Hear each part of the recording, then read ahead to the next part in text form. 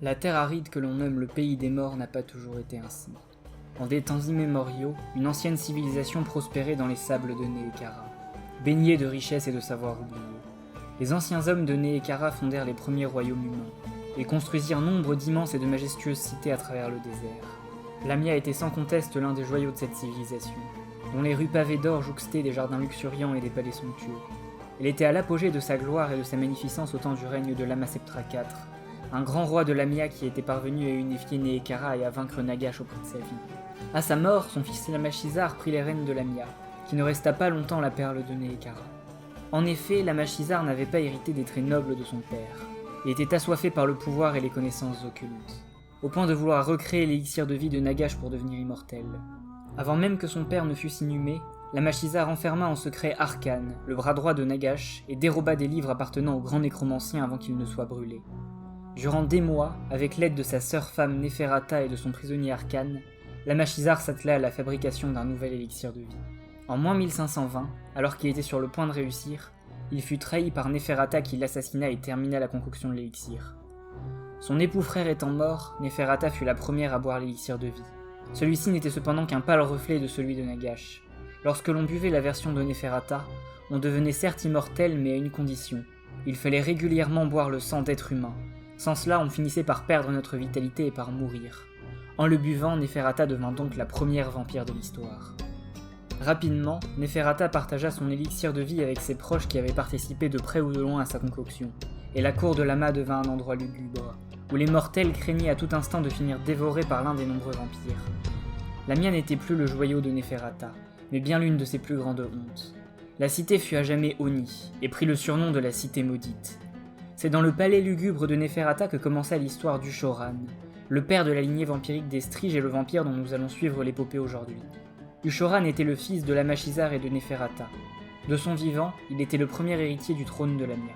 Une fois que Neferata eut assassiné son époux, elle nomma Ushoran au poste de seigneur des masques, en faisant le chef de son réseau d'espionnage. Cependant, par pur caprice, Neferata refusa à son fils le droit de boire l'élixir de vie. Exclure ainsi l'un de ses proches de son cercle de vampires était pour elle la délectation ultime. Être devenu un être immortel ne lui suffisait pas. Il lui fallait prouver sa supériorité à tout instant. Et quoi de mieux pour cela qu'un sous-fifre à maltraiter? Ushoran ne l'entendait bien évidemment pas de cette oreille, et profita d'un des nombreux moments où Neferata était à la recherche de sang frais pour dérober son précieux élixir et se transformer en vampire. Lorsqu'elle l'apprit, Neferata entra dans une rage folle. Mais dans l'ancien culte du sang de Lamia, il était tabou pour un vampire de tuer un autre vampire. Elle ne put donc pas se venger de la manière dont elle l'aurait voulu, et passa les siècles suivants à ourdir des complots pour faire chuter son frère. Une fois qu'il eut accédé au statut d'immortel, Ushoran put véritablement goûter au plaisir de la corruption de Lamia. Comme les autres vampires, il expérimenta ses nouveaux pouvoirs, et se spécialisa bientôt dans l'art de la furtivité, développant son instinct de prédateur à son paroxysme. De plus, il se rendit bientôt compte que sa forme physique était malléable, et qu'il pouvait se transformer à volonté en bête féroce. Lorsque les vampires se rendirent compte de leur capacité à se multiplier à l'aide du baiser de sang, Ushoran se rangea du côté de la majorité de ses pairs. Il ignora les avertissements d'Aborage sur les risques d'être découvert s'il venait à être trop nombreux, et commença à fonder sa propre lignée. Il s'entoura de nobles fidèles et transforma en vampires ceux en qui il avait le plus confiance. Il apprit ensuite à ses disciples l'art de se fondre dans les ombres, et celui de se changer en bête. À force de transformer tous les nobles du royaume en vampires, des rumeurs sur la corruption de Lamia commencèrent à se répandre dans tout Nehekhara. Voulant préserver leur secret, les vampires se tournèrent vers leur souveraine Neferata, mais celle-ci n'avait pas conscience du danger, se pensant invincible. Contre l'avis général, elle enjoint ses pairs à poursuivre le développement de leur lignée. Cette décision de Neferata attira sur elle la désapprobation générale, mais ce n'était rien en comparaison de ce qu'elle fit par la suite. En effet, quelques mois plus tard, elle demandait à Ushoran, qui était toujours son maître espion, d'attirer Alcadizar jusqu'à Lamia. Neferata s'était en effet amourachée de ce jeune prince de Khemri, et souhaitait le corrompre pour en faire son époux. Ushoran mit tout son talent en œuvre pour attirer Alcadizar, y voyant une occasion de se racheter aux yeux de sa mère. Par quelques habiles subterfuges, il réussit à ce qu'une délégation menée par le prince séjourne à Lamia en moins 1301. Dès lors, il ne lui restait plus qu'à trouver des excuses pour retarder leur retour à Khemri. Ainsi, Neferata eut tout le loisir de côtoyer Alcadizar. Elle chercha à le corrompre en lui faisant boire l'élixir de vie à son insu. Après plusieurs semaines à séjourner au palais de Lamia, Alcadizar sentait que quelque chose n'allait pas. Plusieurs indices semblaient suggérer que Neferata cachait de terribles secrets. N'importe quel homme aurait fini par succomber à l'ingestion de l'élixir de vie, mais Alcadizar tint bon. À chaque fois qu'il en buvait à son insu, il était comme entouré de ténèbres, mais sa volonté de faire le ramenait toujours vers la lumière. Malgré cela, il dut se rendre à l'évidence, il était devenu le captif de Neferata. Ushoran avait certes aidé Neferata à capturer Alcadizar, mais lorsqu'il se rendit compte que ce dernier résistait à l'élixir de vie, il suggéra à sa mère de le relâcher avant que leur secret ne soit découvert ou qu'une armée ne vienne en aide au prince. Comme à son habitude, Neferata n'en fit qu'à sa tête, et n'écouta pas son jeune frère. Suite à cet énième refus, Ushoran fut persuadé que Neferata allait conduire Lamia à sa perte. Il se mit dès lors à chercher un moyen de la faire chuter. Pour cela, il s'allia avec un autre vampire dénommé Wesoran en moins 1300. Ensemble, ils cherchèrent un moyen de ramener Nagash à la vie, mais leurs tentatives se soldèrent toutes par des échecs, car Nagash n'était pas mort, mais avait fui dans sa forteresse de Nagashizar à la suite de sa défaite contre le prêtre roi Lamasetra IV.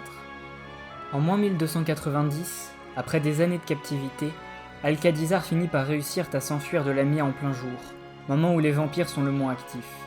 En se rendant compte de la disparition de celui qu'elle considérait comme son époux, Neferata entra dans une rage folle. Elle exigea à son maître espion Ushoran de recapturer Alcadizar, et ce dernier n'eut d'autre choix que d'accepter. Durant les années qui suivirent, Ushoran dut envoyer ses espions à la recherche du prince, sachant très bien qu'il agissait ainsi contre les intérêts de sa race. Malgré sa réticence, il dut se plier aux exigences de Neferata pour ne pas subir son courroux. Alors que les années passaient, il continua de tenter de ramener Nagash à la vie avec l'aide de Wesoran. En moins 1200, suite à l'une de leurs nombreuses tentatives, alors que la frustration des vampires atteignit des sommets, ils réussirent par hasard à contacter Nagash, qui était toujours cloîtré dans sa forteresse de Nagashizar. Ce rituel ne passa malheureusement pas inaperçu, car Neferata sentit l'aura du grand nécromancien dans ses murs. En quelques minutes, la salle du rituel fut envahie par des dizaines de vampires fidèles à Neferata. Ils capturèrent sans mal Wesoran, mais Ushoran put se dissimuler dans les ombres comme il avait appris à le faire, et échappa à la capture. Le sort de Wesoran fut terrible. Il nargua la première vampire, lui prédisant que Nagash était en route et que son règne de terreur touchait à sa fin. Pour toute réponse, Neferata l'empala et l'enferma dans un tonneau, avant de l'enterrer sous le temple du sang, pour qu'il y reste pour l'éternité. Bien qu'elle n'eût aucune preuve, Neferata soupçonnait son fils Ushoran d'avoir participé au rituel. Elle le menaça donc de lui faire subir un sort pire que celui de Wesoran s'il ne ramenait pas Alcadizar dans l'année. L'ancien prince était devenu prêtre-roi de Khemri depuis son évasion de Lamia. Il était sous bonne garde et ne serait retourné dans la cité maudite pour rien au monde. Ushoran savait sa mission impossible. Pour sauver sa vie, il n'eut d'autre choix que d'envoyer des agents pour découvrir l'emplacement de la forteresse de Nagash. Une fois qu'il a appris l'endroit, il dépêcha ses émissaires pour négocier une alliance avec le grand nécromancien, proposant que Nagash l'aide à renverser Neferata. En échange, Lamia soutiendrait l'attaque de Nagash contre le reste de Nehekhara. Cette alliance n'eut pas le temps d'aboutir puisqu'avant même de recevoir une réponse de Nagash, les prêtres rois s'unirent sous la bannière d'Alcadizar et envahirent le royaume de Lamia.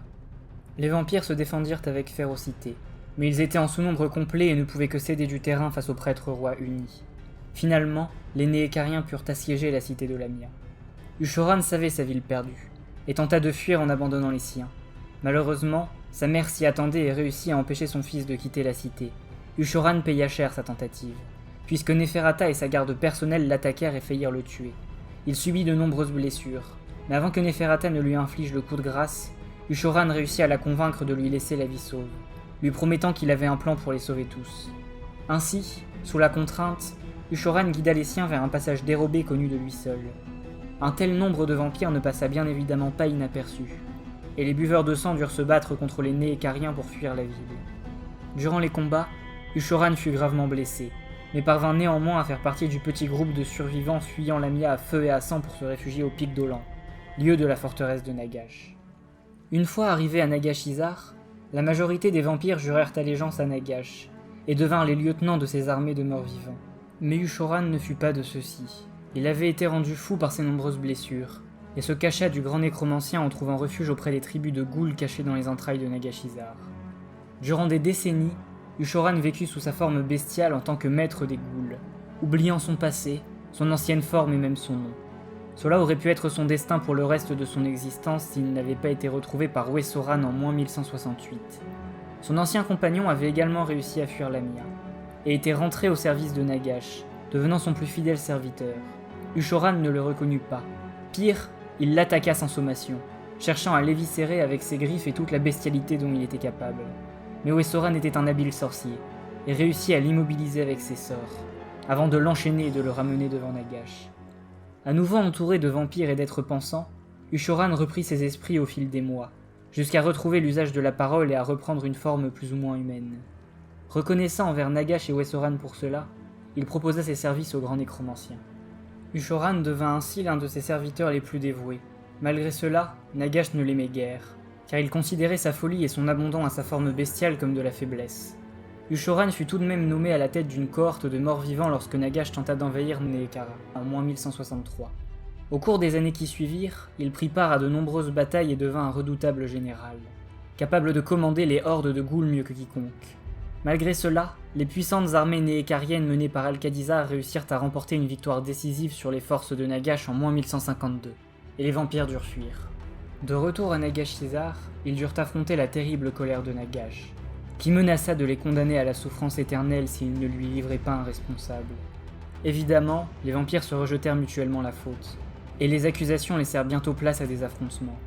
Les vampires primordiaux s'entre-déchirèrent durant toute une nuit, sans qu'aucun ne parvienne à prendre le dessus, et au lever du soleil, ils s'enfuirent loin les uns des autres, de peur d'être assassinés par les serviteurs de leurs ennemis. Abandonnant du même coup Nagash, seul Ouesoran resta auprès de son maître. De son côté, Ushoran ne s'enfuit pas loin, retournant dans les profondeurs du pic Dolan auprès des tribus de ghouls dont il avait été le chef quelques années auparavant.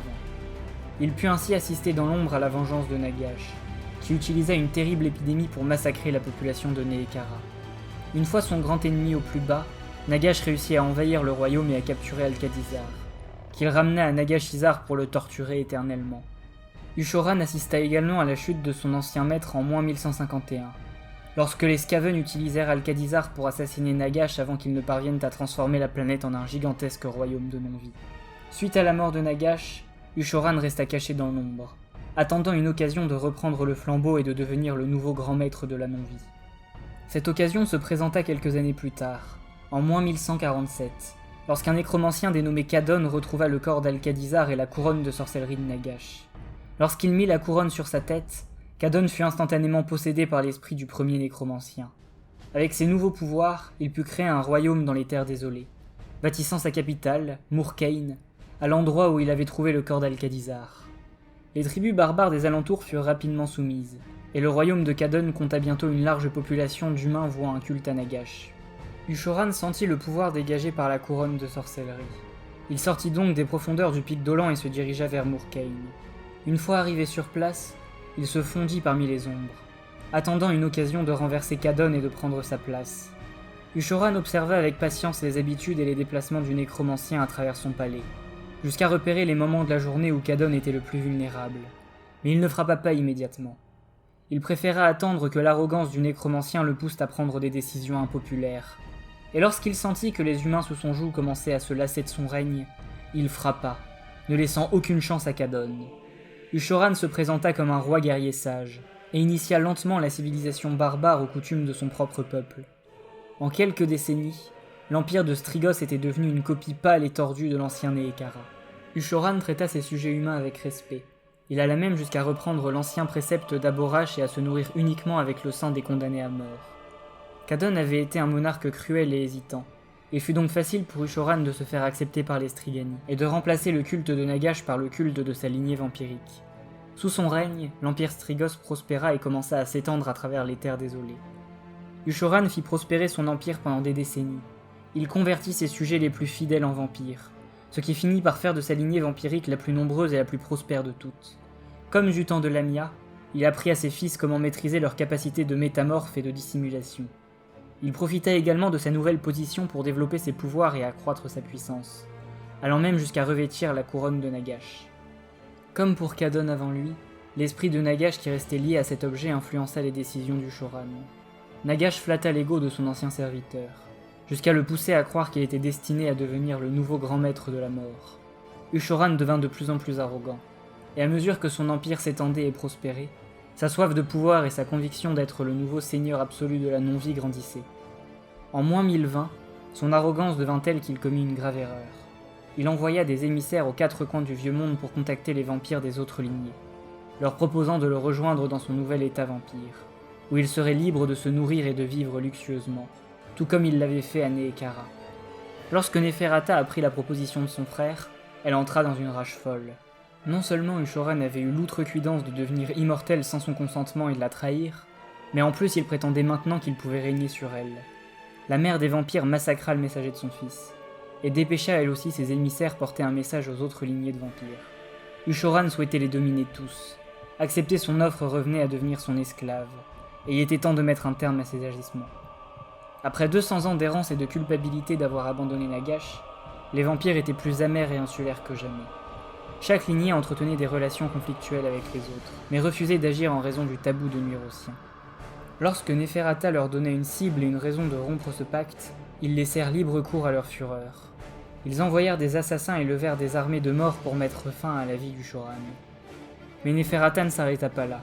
Elle avait cultivé sa lignée au cours des siècles et beaucoup de ses filles avaient infiltré les rangs des nobles de nombreux pays humains. Grâce à son influence, elle réussit à ce que l'empire Strigos soit unanimement haï par les hommes, qui envoyèrent leurs armées pour détruire Ushoran et sa cour. Malgré les ennemis qui l'assaillaient de toutes parts, Ushoran tint bon. Les puissantes armées de son empire réussirent à mettre à mal la coalition de tribus et les royaumes humains qui l'attaquaient. Après chaque bataille, Ushoran pouvait regonfler ses rangs en relevant les cadavres des soldats tombés au combat, et son armée composée d'un mixte d'hommes et de morts-vivants demeurait invaincue. De plus, il était suffisamment puissant pour vaincre les assassins vampires qui tentaient de le tuer. Le vampire réussit presque à stabiliser la situation, mais Neferata ne s'arrêta pas là, et planta le dernier clou dans le cercueil de son fils en envoyant ses agents orienter une ouaque peau verte vers l'empire de Strigos. Comme les peaux vertes arrivèrent d'un côté inattendu, Ushoran fut pris de court et dut retourner en catastrophe défendre sa capitale Murkhaïn. Cependant, en faisant cela, il délaissa complètement la défense de sa frontière contre les armées humaines, qui s'empressèrent de s'engouffrer dans la brèche. Lorsque l'armée d'Ushoran arriva à Murkhaïn, la ville était déjà assiégée par la Ouag. Les Strigani et les peaux vertes formèrent leur ligne de bataille et les combats débutèrent. Rapidement, le nombre et la férocité des orques mit en difficulté Ushoran, qui réussit malgré tout à faire tenir sa ligne durant plusieurs heures. Mais au pire moment, alors que le combat contre les peaux vertes était à son paroxysme, les armées humaines arrivèrent dans le dos d'Ushoran et commencèrent à attaquer son arrière-garde. Ushoran ne sut bientôt plus où donner de la tête. Entre le commandement de ses troupes humaines, la mainmise qu'il devait exercer sur ses morts vivants et le combat personnel qu'il menait en première ligne, il fut rapidement dépassé. C'est à ce moment qu'un chaman orc incanta un projectile magique qui le heurta de plein fouet, le tuant sur le coup. Tous les morts vivants qui avaient été soulevés par la force de sa volonté s'effondrèrent instantanément, et les humains Strigani furent bientôt complètement encerclés et massacrés, soit par les peaux vertes, soit par les autres hommes.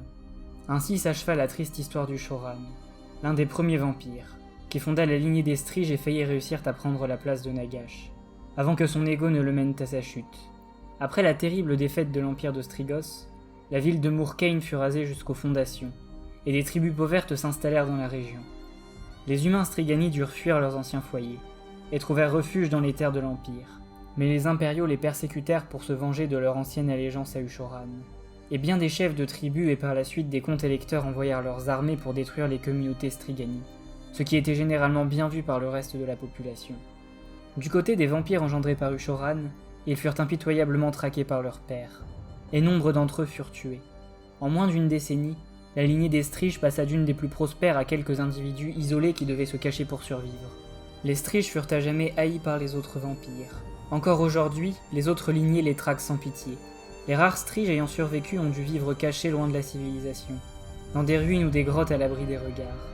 Pour rester discrets, ces vampires ont dû se nourrir de cadavres, et cela eut de graves conséquences, puisque leur sang fut gravement corrompu, modifiant définitivement leur aspect physique et les faisant ressembler à des monstres. Certaines sources laissent entendre qu'Ushoran aurait réussi à survivre à la bataille de Murkhaïn, et qu'il entrait désormais les ruines de son ancienne cité. D'autres prétendent qu'il parcourt l'Empire pour se venger des descendants des chefs de tribus ayant mené son empire à la destruction. Même si cela est vrai, Ushoran n'est plus que l'ombre de lui-même, et ne retrouvera jamais sa grandeur passée. Voilà qui clôt l'histoire tragique de ce vampire. Je vous remercie de m'avoir écouté jusqu'au bout, et si ça vous a plu, n'hésitez pas à liker, commenter, partager et à vous abonner, ça m'aide toujours énormément. On se retrouve très bientôt pour d'autres contenus sur l'univers de Warhammer. Allez, à la prochaine!